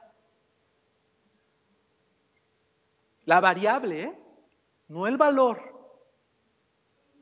Está en otro segmento de memoria. ¿Sí? O sea, cuando ustedes declaran una cadena, eso es una variable, pero está en otra región de memoria. Típicamente, ¿eso qué es? Un apuntador. ¿Sí? Eso es un apuntador. O sea, esto está guardando, o sea, una variable lo que realmente guarda es la cadena. No es cierto, ¿verdad? Una variable realmente, o sea, si lo vemos, ojo, otra vez, véanlo desde el punto de vista de memoria, físico. ¿Sí? La variable, una cadena, no guarda, o sea, si yo me voy otra vez a la memoria directamente y veo que está aquí, ahí no está la cadena, ¿sí? Lo que está ahí es un qué, es un apuntador, es una referencia. ¿A dónde? A donde está realmente la cadena. ¿Estamos? Y eso es en todos los lenguajes, ¿sí? Todos. Así les permita o no manejarlo. Eso pasa en Java, eso pasa en .NET, en C#, pasa en donde me digan, en Ruby, en Python, en donde sea, ¿sí? La variable no está guardando realmente el valor, a menos que sean enteros y los guardan en el stack, pero bueno, ya es otra cosa. Pero en general no va a pasar eso. Lo que tengo es un apuntador. Está la cadena. ¿Sale? Ok. ¿Qué pasa cuando yo hice la asignación? Lo que estoy haciendo es que aquí estoy guardando ¿qué? El apuntador hacia la cadena. ¿Sí? ¿Qué pasa cuando yo vuelvo a asignar? ¿Sí? Cuando vuelvo otra vez a hacer la asociación con el pattern matching. ¿Qué estoy cambiando? ¿La cadena? ¿No, verdad? ¿Qué es lo que estoy cambiando? Nada más estoy cambiando la referencia. ¿Sí? Cuando hablamos de inmutabilidad, estamos hablando que esto que está aquí es lo que ya no puede cambiar. ¿Sí? O sea, yo no puedo en Erlang, por ejemplo en C yo podría pedirle el apuntador a la cadena, ir a la memoria, ir a la sección de memoria y ¡pum! Lo plancho. ¿No? Voy y le escribo, ¿no? Le pongo aquí, quiero que pase, y mete y lo mete. O sea, no, ni me preguntan, ni me dice, Norberto, ¿estás seguro? No, agarra y lo hace, paz. Ahí está, ¿no? Pase lo que pase, ¿no? Con cualquier consecuencia que eso implique. En Erlang, yo no puedo hacer eso. ¿Sí? Yo no puedo ir ahí y modificar esto. Una vez que está creado esto, ya no lo puedo modificar. Pero eso sucede con cualquier tipo de dato. Imagínense, por ejemplo, una lista que es equivalente a lo que conocemos en otros lenguajes como un arreglo. ¿Sí? Tengo un arreglo de 1000 elementos en memoria. Imagínense un arreglo de 1000 enteros. Eso está en memoria, ¿estamos? ¿No? Bueno, eso, una vez que ya está así, ya no lo puedo cambiar. No puedo ir ahí y decirle, oye, arreglo, en lugar de que en el punto 2 tengas ahora quítalo y ponle este. No hay forma. ¿Sí? No hay forma que puedan hacer eso. ¿Sí? Lo único que pueden manipular es ¿qué? El apuntador. Eso es lo que sí pueden cambiar. Pero realmente no están modificando el dato. Los datos, la inmutabilidad es a nivel de los datos. Los datos son los que no pueden cambiar. No hay forma. ¿Sí? En Erlang, con Elixir, con Erlang, con LFE, con lo que quieran, la máquina virtual no permite hacer eso. Entonces, para que Elixir hubiese podido hacer reasignar la referencia, Erlang debería tener alguna herramienta para poder haber hecho que José Marín pudo formar para poder hacer. Así es. De hecho, la diferencia con Erlang puro, bueno, el Erlang en el lenguaje, es que nada más cambia el default. En default en Erlang, tú no puedes cambiarla, pero tú puedes decirle, hay una función, creo que si mal no recuerdo, se llama unbind. Entonces ustedes pueden poner unbind, variable, y entonces la resetea. ¿Sí? O sea, como que la limpia. ¿Sí? Limpia la referencia. Y entonces la puedes volver a usar. ¿Sí? Entonces es como el default, ¿no? Estoy cambiando nada más el default. En Elixir, por default, puedo reasignar valores a la variable.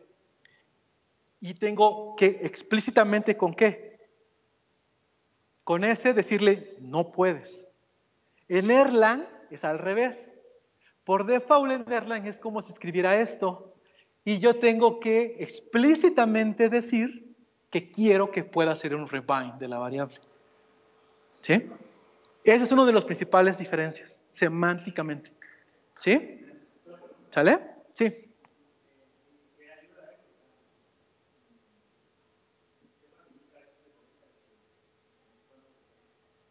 Esa es una pregunta de mucho debate, porque, fíjate, cuando tú estás trabajando con Erlang, ¿sí?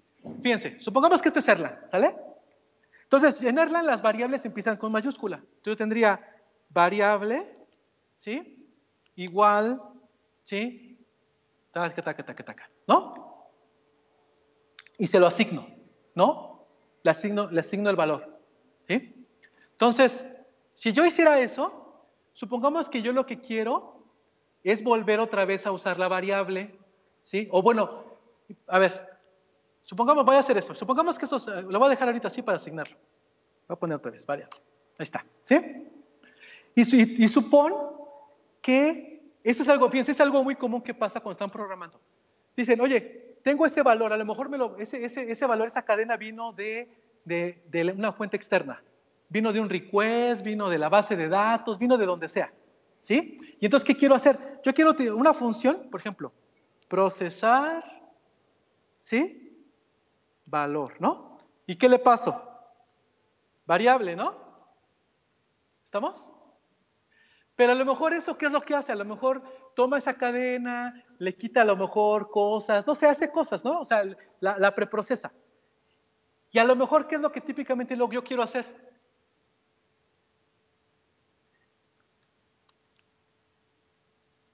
¿No? ¿Sí? Es común hacer eso, ¿sí? O sea, tengo la misma cadena, o sea, tengo la misma variable, pero la quiero estar como que reusando, ¿no? Porque como que estoy pasando por varios procesos, ¿no? Si no, ¿qué tendría que hacer entonces? Tendría que poner esto, ¿no? Entonces, en Erlang, ustedes van a encontrar mucho código así, que dice variable tal, luego variable, ¿sí? ¿Por qué? Porque como que no es fácil reusarla, bueno, más bien, sí, no es fácil reusarla. Entonces, los de Erlang te van a decir, esto es mejor. ¿Por qué? Porque no estás modificando, el que no reuses la variable, te permite ver visualmente que no es la misma, que está cambiando, que a lo mejor variable 2, bueno, variable 3, variable 4, variable 5, y hasta abajo, este valor de aquí no es igual al que está hasta acá, ¿sí? Entonces, eso es lo que te va a decir Erlang, los de Erlang. Esté donde esté dentro de la función, exacto.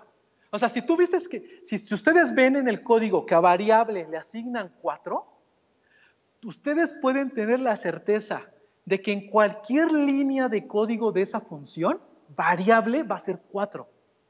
¿Sí? Siempre, sin falla. ¿Sí?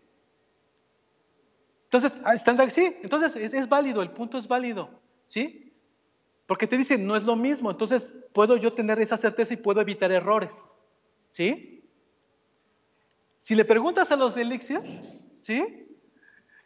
Si le preguntas a José Balim, ¿sí? Te va a decir, bueno, sí, pero la verdad es que está feo que veas variable 1, 2, 3, variable 4, variable, ¿sí?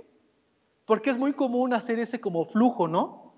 Y más en programación funcional, es muy común que tengas, por eso surgió el Pipe Operator, ¿sí? Que te vamos a ver después, ¿no? De que tú lo que puedes representar es como transformación de datos. Entonces, como que suena natural de que tú puedas estar como que haciendo el rebinding, ¿no? En lugar de estar creando como 20 variables, ¿no? Entonces dicen, es que pues sí, pero pues, como que se ve feo, ¿no? O sea, como que se ve feo que tengas que hacer eso. Y la realidad es que en el otro tema, sí hay forma en que tú puedes provocar también bugs, ¿sí? En el hecho de que tengas ¿sí? En otro contexto, ¿sí? Si quieren en la otra sesión, les puedo mostrar algunos ejemplos de esa situación, ¿sí? Pero los dos, la verdad es que pueden provocar bugs, o sea, comportamiento no esperado, ¿sí? Entonces, la realidad aquí es que no hay un ganador, ¿sí? La verdad es que no lo hay.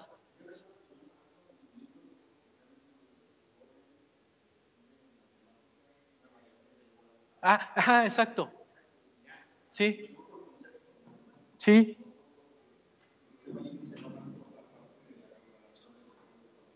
Ajá. Sí, exactamente. También tiene que ver con la forma en cómo manejas la concurrencia. Por ejemplo, si tú declaras una variable STR y esa variable va a ser utilizada por 3 diferentes funciones, vamos a suponer que no fuera por el lenguaje, donde sí admite referencias y donde sí puede modificar la memoria. Vamos a suponer que las 3 funciones se programan por 3 programadores diferentes y acordamos, ninguno va a modificar este objeto, para nada. Pero ¿qué pasa si uno de ellos, en su función, sí modifica ese objeto de memoria? Y los 3 están ejecutando concurrentemente. Lo que va a ocurrir es que el que programe esta o esta ya va a estar trabajando con un objeto modificado, cosa que no ocurriría para empezar si es inmutable. Entonces ahí lo que garantiza es que si esta función hace modificaciones o transformaciones al contenido de la variable, eso lo hace en su contexto y no va a afectar a los demás. Va a estar trabajando sobre cosas diferentes después de la transformación. Entonces, más que nada, por eso es la computabilidad. Pueden mandar el mismo contenido a N procesos y tú sabes que ellos no van a andar compitiendo por quién cambia el valor primero, porque todos no pueden modificarlo. Entonces, o sea, sí es importante ese principio de computabilidad. Que para aclarar ese tema, eso sucede independientemente de esto, en los dos. O sea, no cambia, ¿sí? No cambia, independientemente de que si permito el rebinding o no, eso sucede tanto en Elixir como en Erlang. O sea, eso no varía. Por eso la importancia de entender la diferencia de que la inmutabilidad es en el dato, no en la variable. ¿Sí?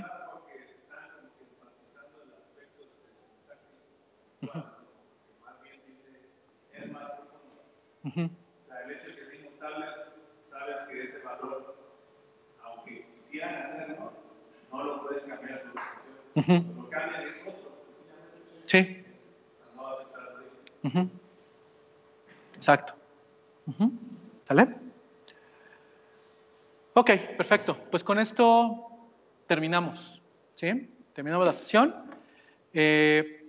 La idea es de que, y creo que aprovechando justamente pues la gran ayuda de poder hacer todo ese tema del streaming y el grabado de las sesiones, lo que voy a tratar de hacer es, bueno, en el año pasado sobre todo, esta plática siempre la ha tenido, o sea, el taller a este nivel, porque, pues, quieras o no, siempre hay alguien nuevo. Entonces es muy complicado poder ir avanzando, dando temas más avanzados, etcétera, porque siempre va a llegar alguien que no sabe qué onda, ¿no? Entonces, algo que voy a tratar de hacer, voy a ver si funciona, es, muchas gracias del tema de la grabación, publicar esto y entonces en las siguientes sesiones hacer referencia al video para que y pedirle a la gente que venga por primera vez que vea el video, ¿sí? Para que entonces, conforme vayamos avanzando, ir diciendo, ¿sabes qué? Pues mira, pues vete al video 1, donde ya vimos todo este tema, para que cuando llegues ahorita al taller, pues ya sepas qué, ¿no? O sea, ya sepas por lo menos qué onda, ¿no? Y para que podamos ir avanzando, porque si no va a ser imposible, o sea, la verdad es que es prácticamente imposible poder irle dando secuencia a esto, ir avanzando, porque pues siempre pues va a llegar alguien que va a decir, oye, pues es que pues para empezar no sé ni cómo entrar, ¿no? Entonces, yo creo que vamos a ver eso, yo espero que sí funcione. Entonces, en la siguiente sesión que tengamos el siguiente mes, sobre esto, yo ya voy a partir que ya vimos esto y vamos a empezar a ver otros temas, ¿no? Y así, ¿no? O sea, tema de pattern matching igual otra vez más avanzado y la parte de procesos y así nos vamos a ir siguiendo, ¿no? Entonces vamos a ir viendo así eso poco a poco, ¿sale? Y principalmente el tema de tips, ¿no? Que para mí es como que de lo más importante. Hay muchas cosas aquí que menciono que sé que las pueden ver en la documentación, ¿sí? Entonces, pues, está bien. Pero hay otros que yo sé que no, me consta, ¿sí? Que son muy difíciles de encontrar, ¿no?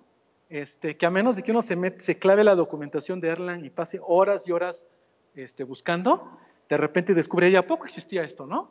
Y dice, uno se da de topes porque dice, ¿cómo es posible que meses, o sea, así me ha pasado con varios comandos, que digo, si hace meses hubiera sabido que esta cosa existía, pues la verdad es que ya hubiera resuelto mi problema de no sé cuánto, ¿no? Pero el problema es que luego a veces la documentación de Erlang, sobre todo, no dice luego a veces mucho, ¿no? No viene bien, o vienen luego cosas muy importantes, vienen así súper escondiditas, ¿no?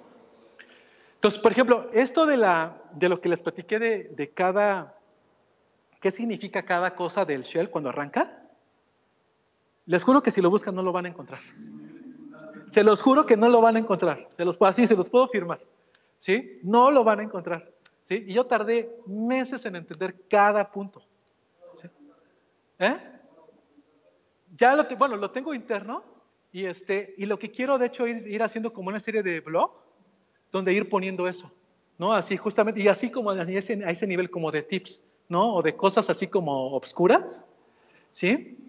Como que ponerlas más visibles, ¿no?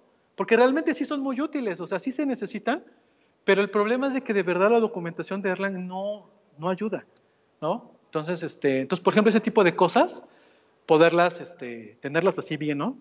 Entonces, parte de estos videos es parte para eso, con estas sesiones, y la otra es que, sí, de forma escrita, lo voy a ir poniendo en un blog y voy a ir poniendo ya eso así ordenadito, ¿no? Para que ya, pues la gente que va entrando luego sepa cómo, ¿no? Entonces, la siguiente sesión, de hecho, les voy a mostrar las diferentes formas en que pueden ejecutar un programa en Elixir o Erlang, porque hay diferentes formas, ¿sí? Entonces, que también igual eso luego a veces nadie se les dice, ¿sí? Entonces, pero hay diferentes maneras de poder realmente correr programas en Elixir o en Erlang, ¿sí? Entonces, vamos a ver todas esas las opciones que hay, ¿sí? Entonces, así, con ese ritmo vamos a ir avanzando, ¿sale? Okay. Súper. ¿Alguna pregunta sobre el taller? ¿Perdón? Va a ser cada mes. Cada mes va a estar siendo, yo creo que por estas fechas, ¿sí? O sea, mediados de mes, ¿sí? Entonces, la siguiente sería, yo digo, nada más confirmo por allá, con parte de los patrocinadores, pero yo creo que tal vez estemos hablando por ahí del 15 de abril, ¿sí? Aunque ahorita me estoy acordando que 15 de abril creo que ya estamos en Semana Santa, ¿no? Sí. Entonces ese va a ser interesante porque habría que ver para qué fecha, porque si no va a estar complicado. Semana Santa es esa semana, ¿no? 13, 12, 13 y 14, ¿no? Entonces... Pero sería checar entonces únicamente ya el Miro. Sí, ¿no? Sí. O sea, por Twitter, ahí lo publicamos ahí lo publico ahí por Epox. También igual, si se registran en el Meetup, ¿sí? En la página de Meetup de aquí, yo siempre mando ahí el aviso. ¿Sí? Entonces ya si se registran, ya lo mando, se avisa, también lo vamos a empezar a hacer por Facebook, ¿no? Para que también igual a través de Código Ámbar, ¿sí? Que son el equipo que la verdad nos está ayudando súper con el tema del streaming y de la grabación. Entonces con esos mecanismos avisamos, ¿sí? Entonces vamos a echarle una pensada para ver por qué fecha a lo mejor, porque 15 a lo mejor sí va a ser medio complicado. ¿Eh? A lo mejor el 22 sí. Entonces,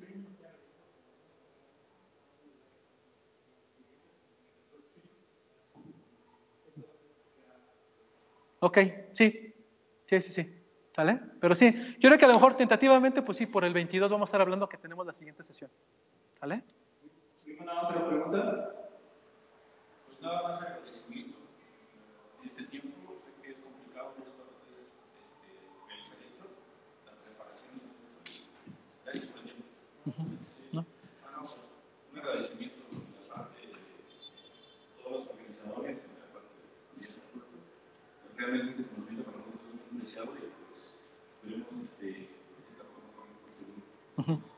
Y algo que yo no entendía en la parte de las matemáticas, ¿no? De John Armstrong, en la parte de que a veces andan por ahí perdidos, ¿no? Y hay una frase ahí de World Record, en 1557, de la parte del no igual, ¿no? Para evitar la repetición tediosa de estas palabras, es igual a fijaré como hago con frecuencia en el transcurso de mi trabajo un par de paralelas o líneas geométricas de longitud 1, dos líneas paralelas. Porque no hay dos cosas que pueden ser más iguales. Ok, cool. Digo, tenía razón yo más. Pues es físico, el tema es que él es físico. Sí, John Armstrong es físico. Entonces, pues sí. ¿Ninguna otra pregunta? ¿Nada? Ok, nomás para añadir, yo creo que sí es es algo muy valioso, sobre todo eso de tips. Yo creo que también sería una buena idea que hagamos una idea aparte de tips. Creo que va a ser súper importante y creo que muchos van a verlo, porque eso de ahorrarse muchas horas que alguien ya está compartiendo, creo que es de mucho valor, muchísimo valor. Entonces está muy bien. Por favor, démosle un gran aplauso a